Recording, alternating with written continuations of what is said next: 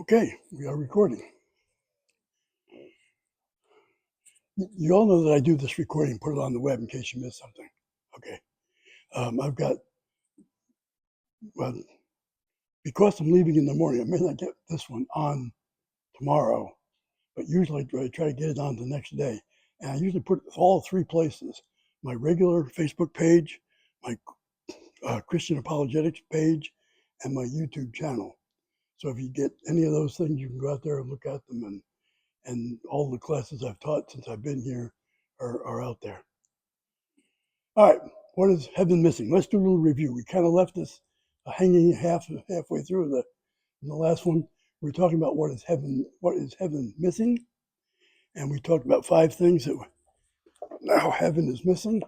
First one is the basic human inclination to rebel. We tend to I don't know, start at a very early age, learning how to push our limits and rebel, and some of us manage to carry that all the way through to the end, still rebelling against stuff. But when we get to heaven, there'll be nothing left to rebel against. It's going to be awesome. We talked about confrontation with evil. We're always fighting Satan here on earth. Every day we take a breath, there's someone else breathing down our neck, wanting us to get more involved with evil. But that'll be gone. There'll be no more expectation of death. Okay? A lot of folks end up focusing a lot of their time worrying about death, worrying about sickness, and so forth and so on. But in heaven, no more death, no more occupation with time. We seem to be literally controlled and ruled by time. Uh, Time to get here and there, and more things to do than I've got time to do it in. But when we get to heaven, time is literally meaningless. You are now in a eternity, and eternity, it doesn't matter. The time just is meaningless. The past, the present, and the future is all just one continuous event, and we can go anywhere, anytime we want to do anything that heaven lets us do. And then last but not least, we talked about separation for God. The easiest way for God fearing folks is to understand what heaven is, for me anyway, is just imagine all the miserable, rotten, terrible things that non-God believing people get involved with. I mean, all the killings and the shootings and the murders and the rapes and the burnings and the wars and all the things that are not godly that humans get involved with. If you're going to hell, you're basically going without God. It's going to be like that all the time. So whether or not there's flames this high, or just a glowing hot rock, or bottom line is, figure the worst people you've ever had to deal with. Now you're living with them, but you're separated from God. Being in God's presence is one of the wonderful things that we can do. And heaven is missing separation.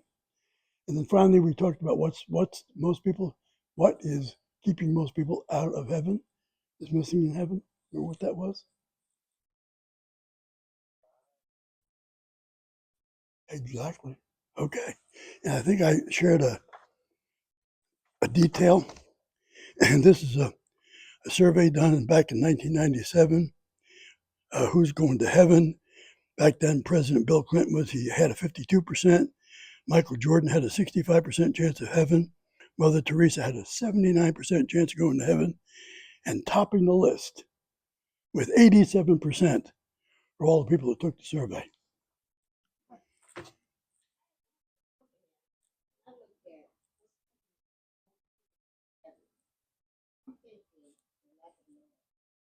The lack of love? Oh, yeah, absolutely. I mean, the greatest of these is love. Of all the spiritual gifts that, like voices and speaking in languages and tongues, also, all those things have gone away except for, and the greatest of these is love. God is love. It's not, he doesn't just have love or the ability to love, he is love. So when you're in God's presence, you are literally participating in love as an existence, not just a behavior. And that lacking love will keep you out of heaven. I believe anyway. I'm talking about the agape love, the type of love that is you're doing more for the people around you and your friends and other around than you're doing for yourself. You're focusing on the outward. Again, I use my example of agape love, and I'll apologize up front now to the ladies, but it works both ways. The way you can tell what agape love is you take your wife and your dog, and you throw them in the trunk of your car on a hot day, slam that trunk, and wait for about an hour. You come back in about an hour, you pop the hood on the trunk. Who's happy to see you? Well, the dog wouldn't be. The dog. Yeah, right. The dog's, my wife is pulling out something that shoots. Okay. Yeah. So that's agape love. All right. And honestly, there are some folks that I met, I would rather play with their dog. Okay. It's just, that's agape love. So anyway, to pride. I told you I would have a poem to read, and I actually printed it out and brought it. So this is about pride. The poem is called At Heaven's Door. I was shocked, confused, bewildered as I entered heaven's door, not by the beauty of it all, but by it or its lights or its decor, but it was the folks in heaven that made me sputter and gasp. The thieves, the liars, the sinners, the alcoholics, the trash. There stood the kid from seventh grade who swiped my lunch money twice. And next to him was my neighbor who never said anything nice. And Herb, who I thought was rotting away in hell, well, he's sitting there on Cloud nine, and he's looking pretty well. I nudged Jesus.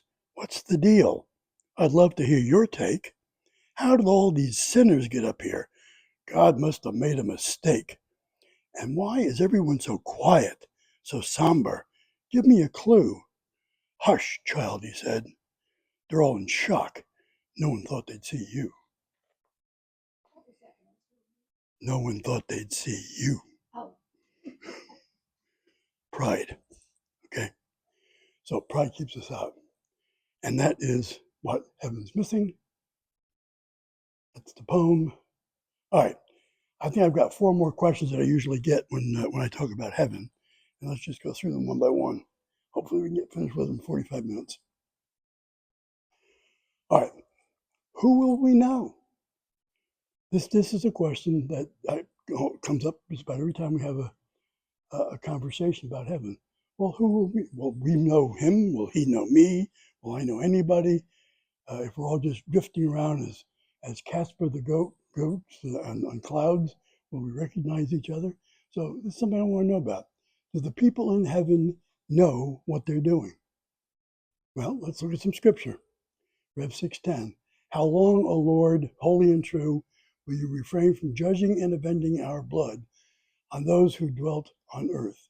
And there was given to each of them a white robe, and they were told that they should rest for a little while longer until the number of their fellow servants and their brethren who were to be killed, even as they had been, would be completed also. These are the folks that are under the altar, the martyrs. Uh, what does this say about, do we know people? I mean, there's a couple of things we can pull out of here. They obviously know God, and God is talking back to them. He's giving them instructions. So we're recognizing each other as individuals. They were given a white robe, so they have a material body, they have a corporeal body. They were told to rest for a little while longer. All right. So they're anxious, they're bothered by some things that are going on, that had gone on in their lives. They were martyred. So they have memory. They do, in fact, remember a previous life. They do, in fact, remember being martyred. They do, in fact, remembering that God was supposed to take care of them. And now God's saying, yeah, hang on just a little bit longer. Here, wear this white robe, rest for a little while longer until the number of the fellow servants and their brethren who were to be killed as they had been would be completed also. So now we've got a plan. And the plan basically says, you know, you may be the first martyrs, but we're going to have some more problems down there. We're going to get some more martyrs. You're going to have some company. Hang tight. When we get them all here that are supposed to be here, we'll do something about it. It sounds to me out of that little bit of scripture that there's a lot of knowing going on. Knowing each other, knowing God, knowing where they've been, where they are, what they're wearing, where they're going, who they're waiting on. There's a fair amount of knowing things going on. Luke 15:10, in the same way I tell you that there is joy in the presence of the angels of God over one sinner who repents. What does that tell you? Man, Come and up. Lazarus, That'll come up next. they knew each other. Exactly. They couldn't get to each other. I know. But you always know my next slide. Okay. So what does this tell you? I tell you, there is joy in the presence of the angel of God over one sinner who repents. Well, that tells me, first of all, that there are angels, okay? And lo and behold, not only do they know that person down there is a sinner, but they see that person down there as a sinner. If they're sitting in heaven and they're watching sinners repent, they know the person down there. What else? Who is rejoicing? The angels, right? The angels are rejoicing. However, let's look at the whole thing in the Greek. I tell you, there is joy in the presence of the angels of God over one sinner. In the presence of. If I say that I am in the presence of something, what does that mean? It means that you're out there, okay? If I go stand by myself in the corner in an empty room, I'm not in the presence of anybody. The phrase in the presence of means that there's other folks there. And if I'm in the presence of angels, who's going to be in heaven? Angels, God, Jesus. If they're in the presence of angels, they're probably looking at us. They're rejoicing. Yeah. Angels, who are they about? How did they come by with the angels? Who are they? That's a whole class. Really, that's a couple hours. I couldn't begin to scratch that one. Basically, God's helpers, they are the created folks in heaven that help God somehow. And what the Bible tells us is that some of them have the ability to go down to earth, meet with us, and do things for us. Some of them have free will and can disagree with God. And at least one of them can get thrown out of the place for being the head of all those that disagree with them. Okay, so we got a whole bunch of angels, but angels specifically meant angelos, the people that God created in heaven. If I am in the presence of angels, that means there are others in here that are not angels. That's saved people. That's the point. That be a child, be an angel. I've heard that too. Basically, an angelic child, and that's I think centered around the concept of when does a child become accountable for. I'm actually going to cover that. What happens to babies that get killed? Okay, so we'll cover that. Yeah. All right. So who's in the presence of the rejoicing also? The souls of the righteous saints. So the souls of the righteous saints that are now in heaven are in the presence of angels, and they're rejoicing. There's something going on down here, a soul being saved. So it looks like they're going to know some things. All right. Do the people in heaven know what we're doing? All right. Hebrews 11. This, I'll read this. Therefore, since we have so great a cloud of witnesses surrounding us, let us also lay aside every encumbrance and the sin which so easily entangles us, and let us run with endurance the race that is set before us. There is a cloud of witnesses surrounding us.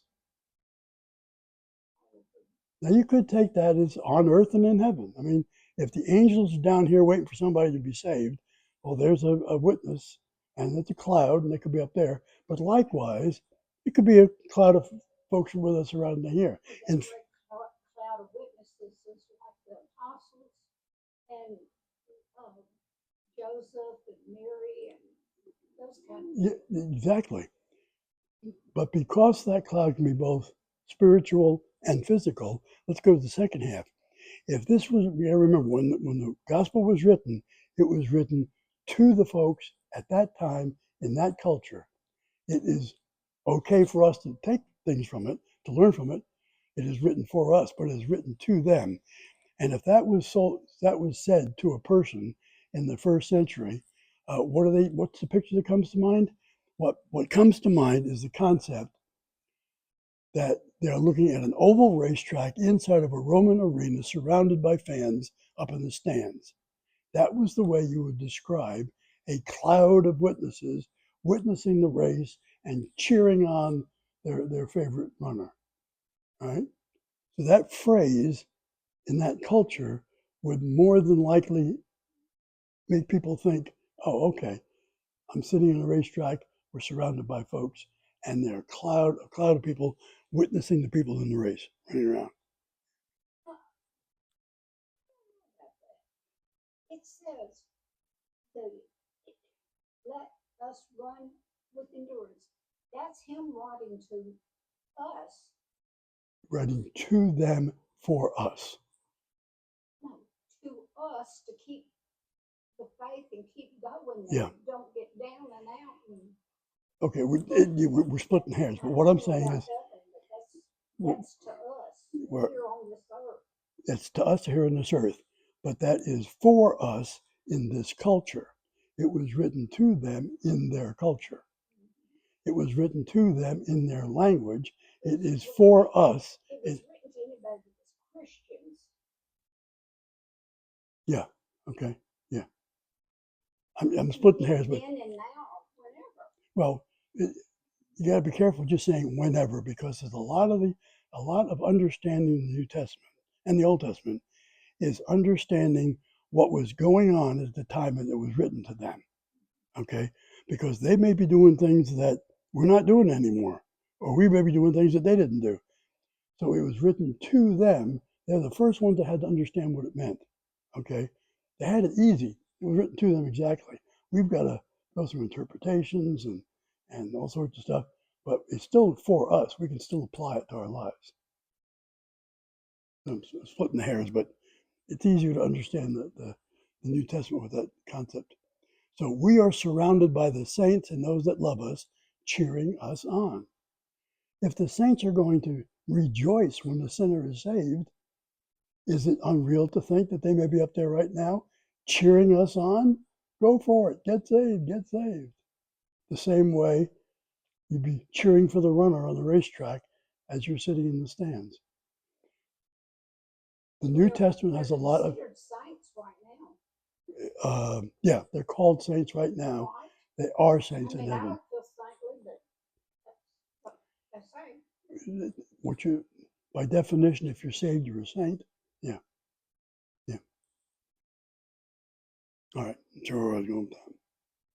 All right. So anyway, so do they know? Yeah. They not only know, they know what we're doing. While we have the home field advantage, run like it. So if that was written to them to think of a Roman race, and you're sitting in the bleachers cheering on the race, well, we got a home field advantage. Let's run like we're in the race. They're cheering us on. Let's just do it. All right. Let's look at other things. Will we know each other in heaven? Am I going to recognize you and you recognize me? Are we going to call each other by name? That's why it's up here. It's a question. Yeah. That's why it's up here. All right, Luke 20, or 10:20. But rejoice that your names are recorded in heaven. Our names are going to be in the book. And if we get to heaven, our name will be found in the book. And it's going to have a good review on our names. The key is we are going to be identified and allowed interest based upon what that name did. So yeah, our name sticks. Our name sticks. I'm Scott down here. I'm not going to be called Joe in the book. I expect to find Scott in the book. I certainly am working towards Scott in the book. We will sit down and eat with Abraham, Isaac, and Jacob. On the Mount of Transfiguration, Moses and Elijah appear, and the disciples recognize them. Yeah. What tells you in this particular section of Mount of Transfiguration, what tells you that those folks are coming from heaven? What's the key to that? White God robes. can do anything. White robes. Okay. When Jesus, after Jesus was dead, buried, and resurrected, and he was seen, what was he described as being seen of? Blinding white light, white robes. Did God tell the martyrs under the altar, here are robes of white? The description or the analogy that's used in the New Testament for someone who is of heaven, okay, is this bright, blinding white light. Pure, good word, pure. So, but at Mount Transfiguration, Moses and Elijah, they appear and the disciples recognize them. And they recognize they're from heaven because all three of them are in white, glowing white, bright white. And I don't think any of the apostles actually met either one of Moses and Elijah, but they knew it was Moses and Elijah. Peter says it was, let's go build a temple for them. How do they know? Is their name printed out across their forehead, stamped on their white robe? No, we're not only going to know each other by name, we're going to know people by name that we never knew by name. By name. 2 Corinthians 1:14. As you have understood us in part, you will come to understand fully that you can boast of us just as we will boast of you in the day of the Lord Jesus. We got folks boasting, and I'm saying, hey, I'm boasting for Joe and for Sally and for Billy. I'm not boasting for you, and I can't remember your name, you. Go back to the Mount of Transfiguration when Moses and Elijah appeared and the disciples recognized them. How did they recognize them? I don't know. There wasn't pictures back then. No. Moses died long before they were. And that was the question I was just trying to plant because at the tail end of this slide, or maybe the next one, I'm going to answer that question. Paul will know his converts just as they will know him. Several times, Paul refers to, you will be known in heaven. You will be known. So, yeah, Paul expects to know the people that he converted and expects them to know him. So, will we know each other in heaven? Here comes your answer. Ready? We will not know each other until we get to heaven. I have no idea how God is going to stick in this head all the people that I know but don't know and never met. But whatever magic and miracle he does to make that happen, I'm going to enjoy it. I have a horrible time right now remembering people's names. Well, But as soon as I die, I'm going to know you all. the church, no bigger than it is right now, you still don't know those names. So I was probably 8 or 10 years old before I realized what my name was. Because what I was called, I couldn't repeat. But that's another whole story. I have a question. Yeah. When Jesus, before he ascended Yeah. to heaven, Yeah. he was telling the disciples, don't touch me or whatever, I have not yet ascended. Does that mean that there was a change when he ascended to heaven? There's 2 points on this. Okay. And I go both ways on it. I don't know enough to answer the question totally. When Jesus was, who was it, the woman? She said, don't touch me, I have not yet done. Mary or Mary Magdalene? Yeah, okay. Why could he not be touched? One theory is that because he is dead and buried and resurrected, but not yet gone to the Father. He was in a state like a priest when they're clean and cannot be touched by an unclean person. So that's the Jewish answer. Okay. However, that's like in the first hour after she finds him. Okay. However, I think it's like 2 days later, when Thomas goes, oh yeah, you got holes in there. You stomata. Okay. Go ahead and put your fingers in it. So my question, at that point, he can be touched. Okay. In fact, a little bit later, he's having a little fish breakfast with the guys on the shore of the lake, and he's handing out fish. He's eating a dinner with them. Something happened between meeting Mary in the cave when he rolled the stone back, and like a couple of days later, when Thomas was allowed to touch, that he got that cleansing. Remember, Jesus was a Jew and he had to live by all the Jewish rules in the Old Testament first. And that is one of the rules, that a priest couldn't be touched when they're clean in order to do certain rituals, because if they weren't clean, the ritual didn't work. Okay, I'm kind of hearing that. So I don't have an answer. The Jewish answer and the other answer I don't know, but I do know that they saw him as he rose into the heavens. But it doesn't say, was he wearing white or not? Okay, so I don't know that. But we are told that he will be coming back the same way. I don't have all the answers either. You probably figured out. Okay, I got lots of questions. I told you about my bag of questions. I've got a huge bag of questions. I'm gonna burn the Lord's ears with questions when I get it. All right. But the key takeaway is, however God does it, He does it, and it's going to be great. And we're going to know each other in heaven, and we'll know more about each other in heaven than we even begin to know now. Okay. And I won't worry about all the things I did wrong, because guess what? The things that I did wrong don't come into heaven with me. Jesus took care of that. So I'm going to be up there clean as get out. It's gonna be peace.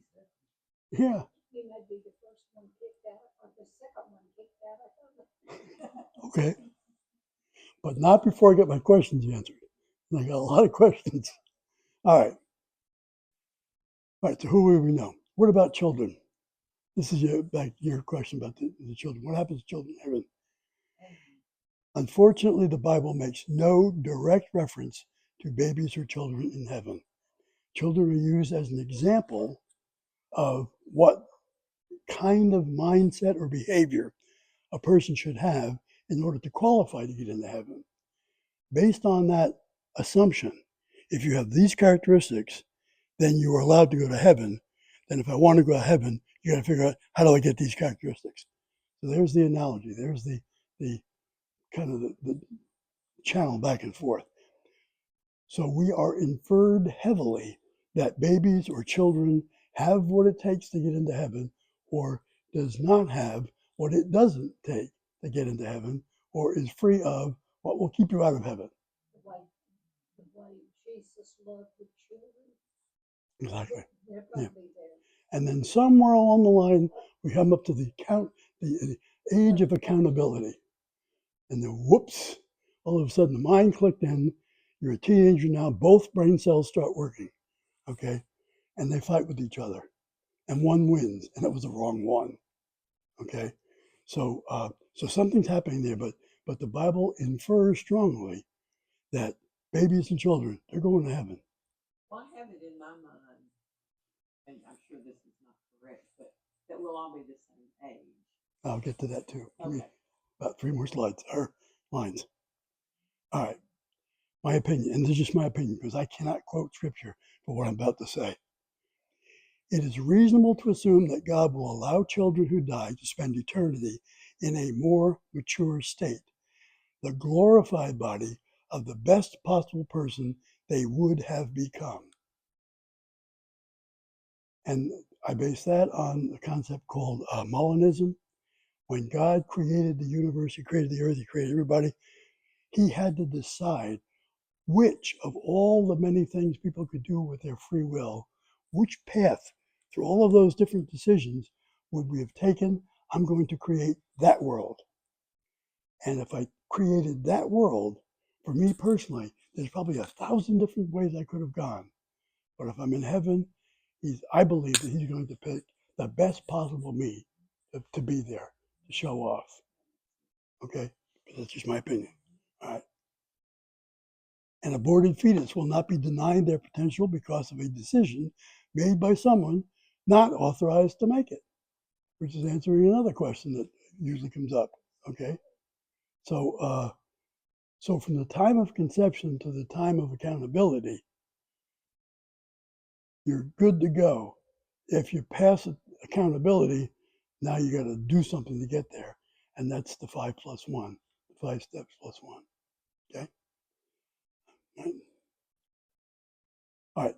What did Adam look like when his body was created? Was he an infant, 2 years old, 6, 8? Said he was a man. Yeah. I imagine he's probably a pretty good looking guy, you know? I think he had it together. And look at the ceiling of the Sistine Chapel. You know, nice looking guy. God created a body that represents the best you could possibly be. Because at that point in time, this is pre-Apple. He is the best he can possibly be. God just created them. And God don't create junk. Old and young alike will be in their best glorified body to enjoy heaven to the fullest. And that's the answer, I think, to your question. Okay. So if you die in an automobile accident at the age of 17 and you're not saved, and you're saved, you may be they may have to scoop you up off the road, but that's not the way you're going to be in heaven. You're going to be in the best possible person you can be. I'm going to be cremated. I really hope he does something to patch that up, okay? Because I don't want to be walking around heaven as a bucket of ashes, right? If I'm eaten by a shark as I fall out of a boat or something, I don't want to be dinner. I want to be the best possible. But again, that's my opinion, and I'm going to assume that God's going to do that for me. All right. I will not look like this for all eternity, okay? Thank you very much. You know, when Jesus told the apostles, and people standing around, took the little child and said, unless you become like one of these. Yeah. So You will not inherit her. Yeah. And I that think meant they were born to heaven, unless you become like one of these. gravity. You Yeah, won't be in- yeah, and I think that's an analogy. That's a symbolism that basically says, no, you don't really have to be in shorts with no shoes, yay high, little pudgy to get to heaven, but you have to exhibit certain characteristics and behaviors and have in your head certain thoughts and feelings. And that spiritual thing, that soul, that baby's got a soul, everything that goes along with it, they got the right stuff. So they're going. We want to be like them. And I'm getting about as useless as now as it was back then, moving around and doing stuff. Anyway, okay. All right, let's do some more questions. 2 more questions. All right. What about my loved ones? This is a terrible one to talk about. But what about the people that I love that may not be there with me? You know, if you really, really, really love someone and they're not going to be there, you got to walk away from something. First of all, why do you think there's not going to be any marriage in heaven? We're specifically told, no, they don't marry in heaven.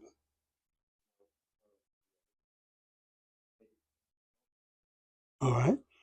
Let me go ahead and add this, and we'll come back to that spot. Luke 20:34. The people of this age marry and are given in marriage, but those who are considered worthy of taking part in the age to come and in the resurrection from the dead will neither marry nor be given in marriage, and they can no longer die, for they are like angels. And Jesus is not saying we're going to be angels.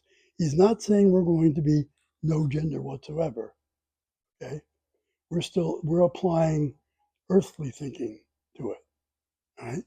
I don't know if angels biologically have a him and a her. Okay, the Bible doesn't tell us. No, but Gabriel had a boy's name. Had a boy's name. There's a lot of folks that have boys' name, don't have boys' parts. Okay, gotta be careful. Um, anyway, Jesus is not telling us that we're going to be like angels or genderless. So why do we have no marriage? As Al says, procreation is no longer necessary. One of the purposes of marriage is to procreate, which is another topic for discussion in nowadays. Okay, how do you procreate without it? And, anyway, so procreation is no longer necessary. Don't need marriage. Marriage is a signpost of a relationship no longer needed. What does it mean by a signpost of a relationship? Anybody wearing any metal on their finger? Is that a signpost of a relationship? Doesn't that tell other folks around them, I'm taken? In fact, depending on which finger you put it on, in most societies will tell you exactly how committed they are, what you can and can't do.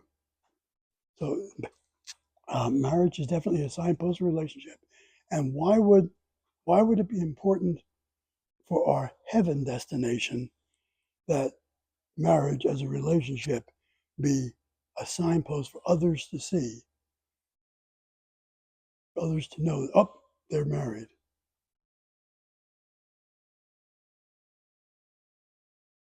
Would you treat a married couple any differently than a girl you picked up in a bar? I would.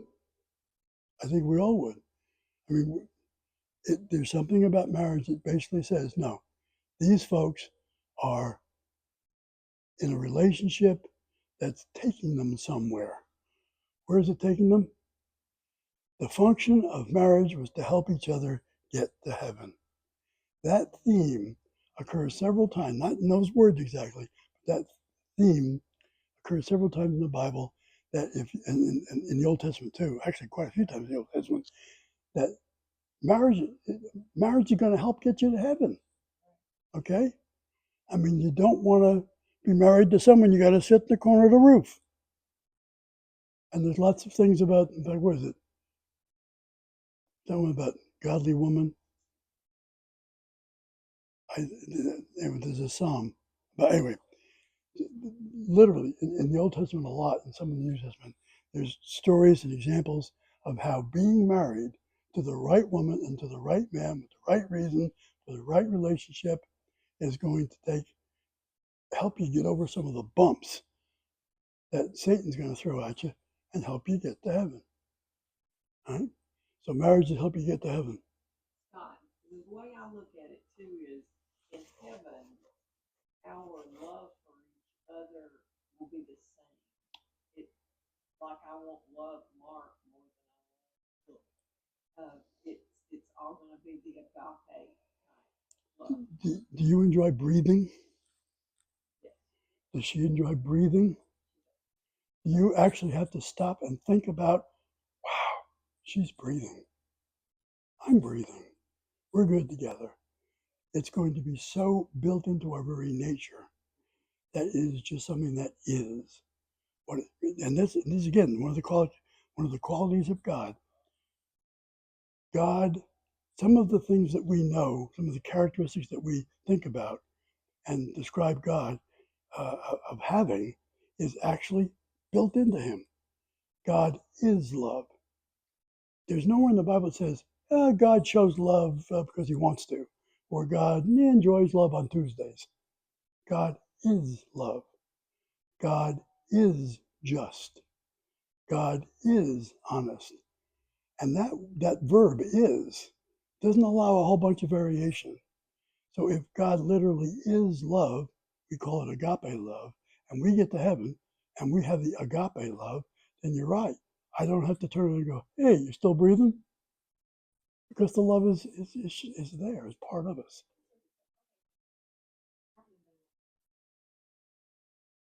And you have to have that here. You certainly have to try to have it here. You know, we talk about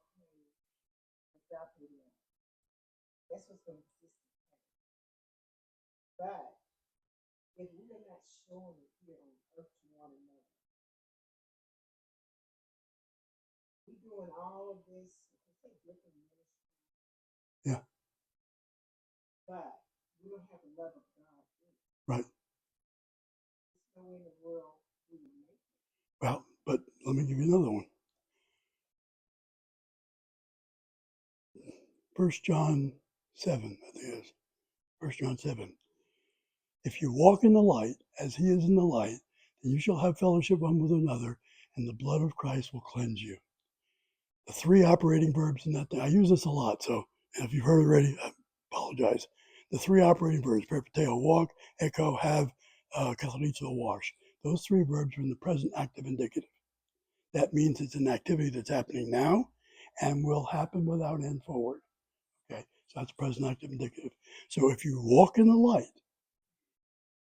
then Christ is going to wash your sins. He's going to wash your sins. You don't have to beg for it. You don't have to drop to your knees. If you're walking in his light, he's forgiving all the stuff you do as quick as you can do it.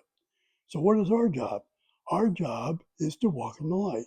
Now, do you need to be perfectly agape love? Do you need to be perfect in all of your things walking in the light? No, we have to be giving it the best shot. We have to be doing the best we can. We are not perfect. Jesus was the only one who literally walked in the light and agape love every time. So are we going to lose heaven because I screamed at somebody and didn't love them? Well, I hope not, because I'm trying to walk in the light. I have a strong temptation to say, Jesus, you take this one, I'll get the next one. Okay? But you don't. You gotta, it's hard. It's something you have to practice. It's like I'm striving to do this right. Good word, strive. You go down? Good word, strive. Because we are not perfect, Exactly. but I have to put forth that effort. What's right. Yes. All right. And that's the key, you know. Exactly. Let me use another analogy. I use this in my high school kids class. Imagine Jesus is walking through the woods at night holding a flashlight, and he's shining that light down, and it makes a circle of light, okay? And we're all walking along and we're staying in the light, okay? You know, some kids are going to start wandering out of the light, okay? As soon as you wander out of the light, you realize, whoops, back in the light. So as long as you're trying to stay in the light, even if maybe you're dragging one foot out in the darkness, but I'm really trying to get that other foot over here. I'm trying to get back in the light. If I'm giving it my best shot, I'm good to go. But you're gonna love the Lord. Yeah. And he said, if you love me, you will keep my commandments. Yes. And he also says, Jesus is the light. So when you're walking in the light, where are you walking? You're walking. in Jesus. You got it. See, actually, when you start reading the Bible and you put all these words together and find out that these 7 different occurrences of different words in the Greek are the same word, you're like, whoops, okay, yeah, that makes sense. Yeah. Okay. All right, I think we beat this one pretty good. There is marriage, but Jesus is the bridegroom and we are the bride. All right, so there's marriage in heaven. All right, let's go on to another one. How can it be in heaven if my loved ones aren't there? This is probably the one that's hardest for me to think about, talk about. Perhaps the glories of heaven will overwhelm the memories of this life. Okay, maybe when we get to heaven, it's going to be just blow your mind awesome. You even think about the things you don't have. I'm hoping. Isaiah 65. See, I will create a new heavens and a new earth. The former things will not be remembered, nor will they come to mind. So maybe Isaiah is trying to tell me, yeah, there's going to be stuff you thought you would miss, but you can't even remember them. That's one of the nice things about old age, as I'm learning. You forget the things that, what was I going to do? Oh, forgot. And some of the things I'm forgetting, I used to enjoy doing, but I can't do anymore. So I'm not getting depressed because I forgot about it. Okay? God, Yeah. you would not want to live 1 second hell with Satan, be with someone that you love. I don't think so. I mean, I've got people that in my family that I love, I know they did not do what the Bible said, and they didn't follow that. Yeah. And I love them dearly, Yeah. but I don't want to spend 1 second with I- them. There's I'll share something with you. I sat by my mother's bed shortly before she died, trying to convince her to get baptized. We were raised Methodist, and sprinkling and you're done. I tried to get her baptized. She wouldn't do it. I'm good to go. I'm good with God, and I don't have to worry about it. And she died. And so now I'm hoping that there's a lot of grace and a lot of forgiveness, and that I'll see her again. But I may not, and that's going to hurt. I think glory will be with God. I Yeah. don't really think it will. I like that. Yeah. I believe I will have a better understanding of the justice of God. I will affirm without doubt all of his judgments, all the decisions he made, absolutely the right ones. Okay. We may think we know better than God. If he did it this way, God would be better. But if he really gave you the power to do all that stuff and you thought about it, no, I'll do it your way. All right. I will marvel at his righteousness and his grace by which any of us is in heaven. God himself said nobody will grieve. There's no tears. And he also says God doesn't lie. So I don't know how he's going to do it, but I ain't going to be grieving. I'm not going to be crying. So, but these are difficult questions. I don't have answers for them. I've never met anybody that did. I have a lot of people's opinions about it. I think everybody's going to be so happy to Yep. live in heaven. I will be tickled pink. Yeah. And just All right. The God of heaven is bigger than any of our concerns. And that's what it boils down to. Again, my opinion. All right, one more thing. Are we conscious after death? Let's make sure I do this in 4 minutes. NDE is near death experience. Okay? So a lot of people ask the question, when my eyes close for the last time I take my last breath, do I wake up? Do I know where I'm at? Do I know what I'm doing? Or am I asleep? Am I conscious after death? And people have studied this and studied this and studied this to answer the question. So NDE, a guy by the name of Ray Moody in 1975 interviewed 150 people with near-death experience claims. John Burke in 2015, he wrote a book called Imagine Heaven. He researched over 1,000 near-death experience claims. A significant number of them were reasonable. As a scientist, they were reasonable. Over half contained similar events: separation from the body, bright light, unworldly realms, decisions to return to the body, deciding, no, I got to go back. I'm not going through that light. I want to go back. Now, there have been some hoaxes.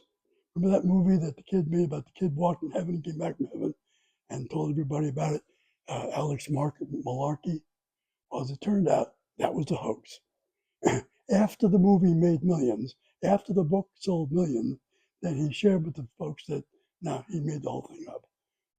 So near-death experiences could be a hoax, or at least some of them. But some of them cannot be dismissed forensically. And if you take a forensic policeman, a forensic scientist that goes back and researches this stuff and tries to eliminate all the possibilities, there are some that just can't be explained other than, yeah, I was conscious after death.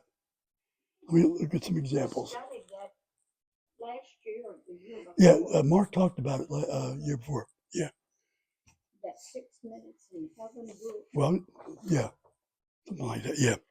All right.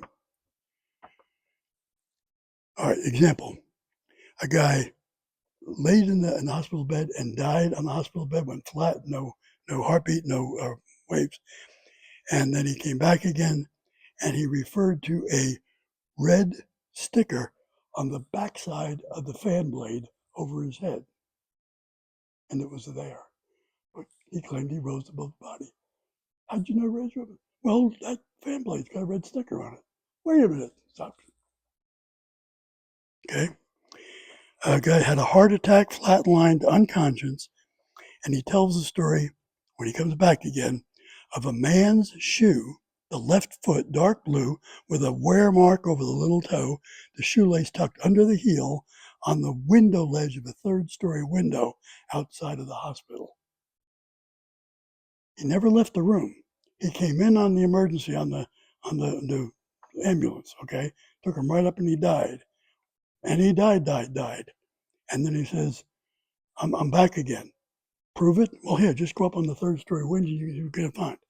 They sent the guy up to check it, and there's the shoe was there. Exactly the way it was described, okay?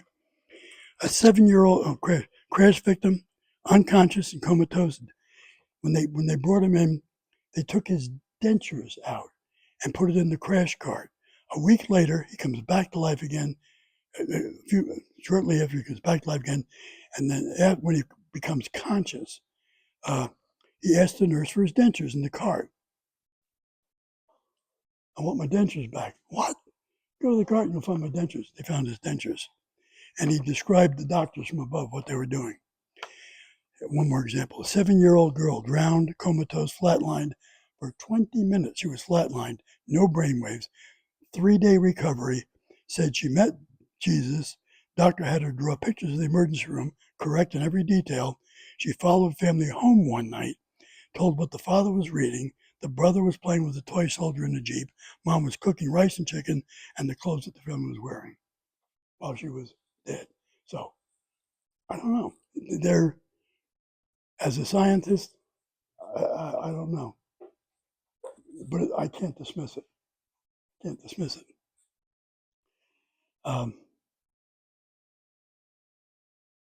And here's the parable of Lazarus, the rich man.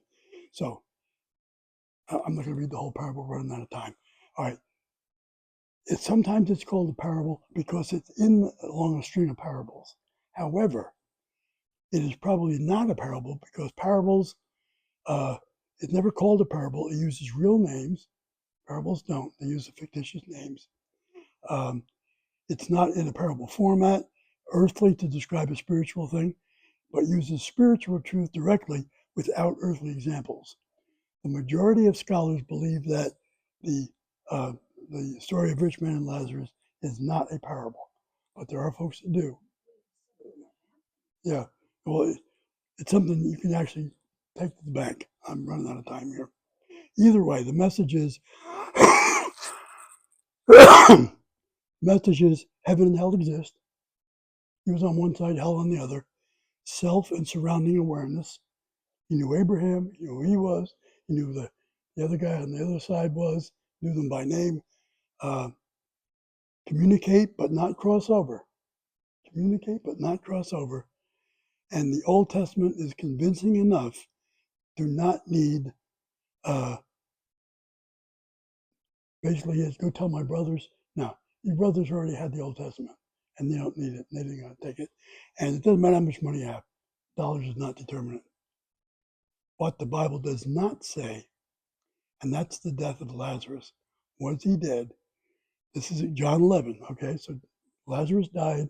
Jesus hangs out for 2 days or 3 days, and he comes along he's already been buried, 4 days. In verse 4, he says, this illness, which is the thenia, does not lead to death, thanatos. So the Greek says he had an illness that did not lead to death, so he stayed in the previous town he was in and didn't come. And he did it because of the glory of God. He said, for the glory of God. But then in verse 11, he says, our Lazarus has fallen asleep, but I go to awaken him. The word there is koimio for sleep and exnupsio for waken. So they actually use sleeping terms. These are not deathly terms. These are things that you go to sleep and you wake up. So now he's talked about. And then Jesus told him plainly, Lazarus hath died. And he uses the word apothnesco, which means completed death. So he's using sleeping terms, he's using deathly terms to describe the same event. Internal conflicts here. Verse 15, for your sake I was glad I was not there, so that you may believe. And then you got the 4-day stink. All right, we were about that. All right. The man died, came out, hands and feet bound, unbind him, let him go. Many of the Jews, therefore, who had come with Mary, had seen what he did, and they believed in him. Okay? So then, what did they ask Lazarus? Somebody's killed him. Yeah. What did the crowd ask Lazarus when he was raised from the dead? Insert your answer here. We don't know. We don't know. The Holy Spirit had an opportunity to answer all of our questions. But why didn't he? Why do we not know? Do you really think 50 or 60 people watching someone come out of the grave that was dead for 4 days and stunk didn't say, Lazarus, what was it like? Where were you? Did you feel anything? Did you know anything? You know that they were asking him, but we're not told. Why? Well, it's the information vacuum. There, in the New Testament, there's a number of things that we don't know, and I believe it's on purpose to keep us thinking, keep us wanting to learn more, drive more. Okay, I just ran out of time. Actually, I'm over by 4 minutes, and I'm out of questions. So I won't be here next week, but I'll see you the week after that. Phew. Thanks, Scott. I've got any grants and enjoy David. I will. It was a Yeah. little bit of a letdown